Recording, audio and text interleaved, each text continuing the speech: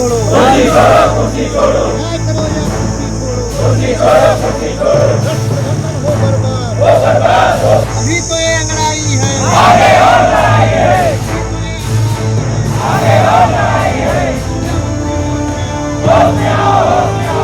ये थोड़ी कि हम वोट मांगने चले आए हैं तब हम गले लगा रहे हैं, सब कुछ कर रहे हैं। जीतने के बाद सत्ता में पहुंच गए, फिर सब हम लोग घास कूड़ा हो गए, लेकिन जनता ही जनार्दन। पैसे के अभाव में बीमार था बेचारा, अभी परसों नरसों उसकी मृत्यु हो गई। उसके घर वालों की क्या बीत रही होगी, छोटे छोटे उसके बच्चे हैं दो। पालन करो, समझौतों का पालन करो, हमारी छट्टी बंद करो, हमारी छट्टी बंद करो। कोई भी अपने वहाँ से लेबर को भी रखता है तो उसका पहले हिसाब करता है, तब उसको हटाता है। लेकिन यहाँ तो स्थितियाँ ये है कि 2-2 महीने हम लोग कार्य ले लिया गया, उसके बाद किसी को पैसे का मतलब सैलरी दिया ही नहीं गया। हम लोगों ने 3 दिन पहले ही अपनी बात बता दी थी कि हम कार्य बहिष्कार पे जाएंगे, आप अपनी उचित व्यवस्था करिए। उनकी कोई उचित व्यवस्था नहीं है। आवाज दो, हमारी छट्टी बंद करो, हमारी छट्टी बंद करो, नहीं चलेगी, नहीं चलेगी, नहीं चलेगी। आवाज दो, आवाज दो, 55 वर्ष का आगे वापस लो, हमारी छट्टी वापस लो। देखिए, जैसा कि आपको भी जानकारी है और पूरे सीतापुर में ही नहीं, मध्यांचल के 19 जिले में लगातार ये छटनी के आदेश आए हैं। अक्टूबर से शुरू हुआ है। पहली बार हम लोगों ने 28 अक्टूबर को मध्यांचल मुख्यालय पे धरना किया और उसमें ये हुआ कि लखनऊ के एक हिस्से में छटनी हुई थी और उसको वापस लिया गया।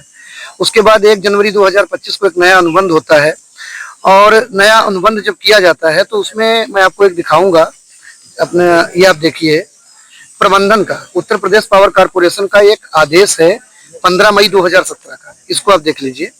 इसके तहत ग्रामीण विद्युत उपकेंद्र पे 20 लोग और शहरी विद्युत उपकेंद्र पे 36 लोगों को रखने के आदेश थे 2017 में। और कॉर्पोरेशन अपने ही आदेश का उल्लंघन करके 1 जनवरी 2025 को सीतापुर, लखीमपुर, उन्नाव, हरदोई और रायबरेली और 1 फरवरी 2025 को बरेली, बदायूं, पीलीभीत, शाहजहांपुर, अंबेडकर नगर, फैजाबाद, सुल्तानपुर और अमेठी, इतने जिलों में इन्होंने एक नई LOI जारी की, नया अनुबंध किया और उसमें 12.5 लोगों को ग्रामीण विद्युत उपकेंद्र पे और 18.5 लोगों को शहरी विद्युत उपकेंद्र पे रखने का आदेश जारी कर दिया। जबकि ये बहुत ही सोचनीय विषय है कि 2017 में सप्लाई के घंटे कम थे, उपभोक्ताओं की संख्या कम थी। अब उपभोक्ताओं की संख्या में भारी वृद्धि हुई है। सरकार का विजन है कि हम घर घर को सप्लाई देंगे, सबको 24 घंटे सप्लाई देंगे, तो सप्लाई के घंटे भी बढ़ाए। ऐसी स्थिति में कर्मचारियों की संख्या बढ़ाने की बजाय संख्या कम कर दी गई, जिस पर हम लोगों ने लगातार विरोध किया और 6 फरवरी 2025 को मध्यांचल प्रबंधन ने आदेश जारी कर दिया और इसमें स्पष्ट लिखा गया कि अक्टूबर 2024, नवंबर 2024 और दिसंबर 2024 में जिन्होंने इस विभाग में कार्य किया है उन सभी लोगों को विभाग में रखा जाएगा और किसी की छटनी नहीं की जाएगी। लेकिन सोचने की बात यह है कि एक नहीं 2 बार आदेश का उल्लंघन करके और मौखिक रूप से छटनी कर दी गई। 30 अप्रैल को लिस्टें वायरल होती हैं और हम लोगों को यह जानकारी हुई कि हम लोगों की छटनी कर दी गई। तब से हम लोगों ने विरोध शुरू किया। 1 मई से 4 मई तक हम लोग इसी कार्यालय में यहीं पे बैठे रहे, विरोध सभाएं की, सत्याग्रह किया।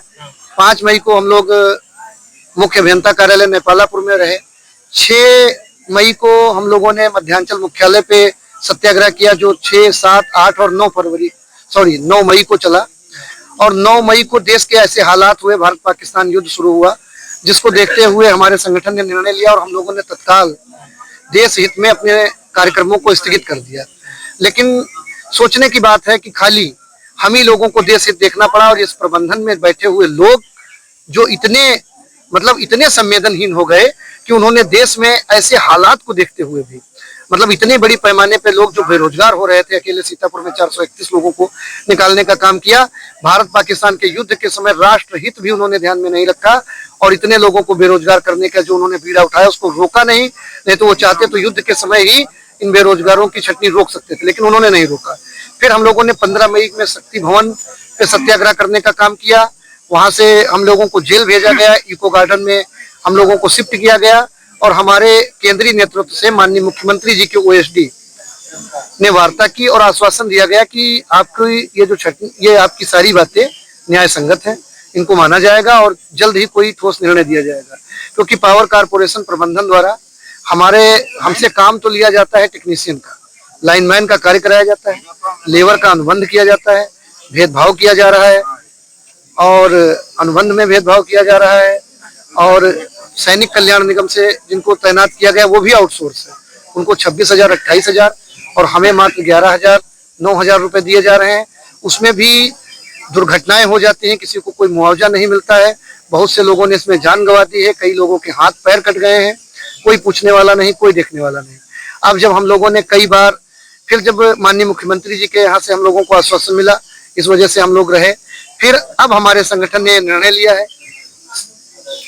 जिसका 17 मई को ये पत्र आप मीडिया को भी प्रेषित किया गया था और सीतापुर के अधीक्षण अभियंता को और मुख्य अभियंता को, समस्त अधिशासी अभियंता को, जिलाधिकारी महोदय सीतापुर को, सभी को सूचना ये दे दी गई थी कि हम लोग 20 तारीख की रात 12 बजे से कार्य बहिष्कार पे चले जाएंगे और आप लोग निर्बाध विद्युत आपूर्ति करने के लिए अपनी उचित व्यवस्था करें। और हुआ ये है कि सब क्या व्यवस्था उन्होंने की है वो सब आज सभी को दिख गया है। क्योंकि आज हमने रात 12 बजे जब छोड़ा हमारे लोगों ने विद्युत उपकेंद्र तो सब कुछ चल रहा था। और अभी क्या हुआ कि जब सुबह वो 7-8 बजे खराब मौसम हुआ है, हवाएं आई हैं, उसके बाद से जो अभी तक सूचना प्राप्त हुई है, सीतापुर जिले में 54 में से 18 पावर हाउसों की 33 केवी लाइन ब्रेकडाउन है जो पूरी तरह बंद है। 24 पावर हाउसों पे आंशिक रूप से प्रभावित है। पूरे जिले में विद्युत व्यवस्था प्रभावित है। बिल्कुल भी संवेदनशीलता नहीं है, एकदम संवेदनहीन हुआ है कारपोरेशन। उसे उपभोक्ताओं की कोई चिंता नहीं। भीषण गर्मी में लोग परेशान हैं। हम लोगों ने 3 दिन पहले ही अपनी बात बता दी थी कि हम कार्य बहिष्कार पे जाएंगे, आप अपनी उचित व्यवस्था करिए। उनकी कोई उचित व्यवस्था नहीं है और अनावश्यक रूप से जो हमारे लोग कार्य बहिष्कार पे उन पर दबाव बनाया जा रहा है कि तुमको हम हटा देंगे, तुमको जेल कर देंगे, ये कर देंगे, वो कर देंगे, आप लोग आइए काम करिए। तो जब हमने एक बार कह दिया कि हम लोग कार्य बहिष्कार पे हैं, या तो हमारी छटनी वापस किए जाए तभी हम लोग वापस जाएंगे, अन्यथा हम लोग 72 घंटे कार्य बहिष्कार करेंगे। और जैसा अगला हमारे केंद्रीय नेतृत्व का निर्णय आएगा और अगर उनको लगता है तो वो हम सभी लोगों को बर्खास्त कर दें, जेल भेज दें। हम हमारे सारे साथी जेल जाने को भी तैयार हैं। जब तक इस छटनी का आदेश वापस नहीं होगा, जिनको बेरोजगार किया गया, 10 साल 15 साल से लोग इस विभाग में कार्य कर रहे हैं, अब कहीं जाने लायक नहीं है। ऐसी स्थिति में इतने बड़े पैमाने पर लोगों को भुखमरी के कगार पे ढकेलने का काम मध्यांचल प्रबंधन द्वारा किया जा रहा है। तो हम लोग यहीं बैठे बैठे प्राण त्याग देंगे, लेकिन न तो हम अडिग हैं, हम वापस नहीं जाएंगे जब तक छटनी वापस नहीं। हम लहरपुर से आए हैं और मैं सदस्य हूँ लहरपुर ग्रामीण का। और ये जो छटनी हो रही है, हम लोग आज करीब 1 तारीख से कहीं ना कहीं प्रोग्राम यही करते रहते हैं। हड़ताल है, कहीं सत्याग्रह है या जो भी है, लेकिन जो है कोई सुनवाई नहीं है अभी तक। अब ये सोचो, जो जिसकी नौकरी जा रही है, बेरोजगार हो रहा है, अब 2 महीने की सैलरी नहीं मिल रही है और इतने परेशान कर्मचारी हैं जो घर के अपने बीवी बच्चों की दवा इलाज तो बहुत दूर की बात है, रोजमर्रा के खाना रोटी उनको जो है सब्जी नहीं नसीब हो रही। और मैं तो सरकार को ही कहूंगा कि सरकार अगर या तो वहां तक बात पहुंची भी, हम लोग पहुंचाए हैं। अभी 15 तारीख में वार्ता के लिए भी बुलाया गया वहां, लेकिन अब पता नहीं इस कान सुना उस कान उड़ा दिया।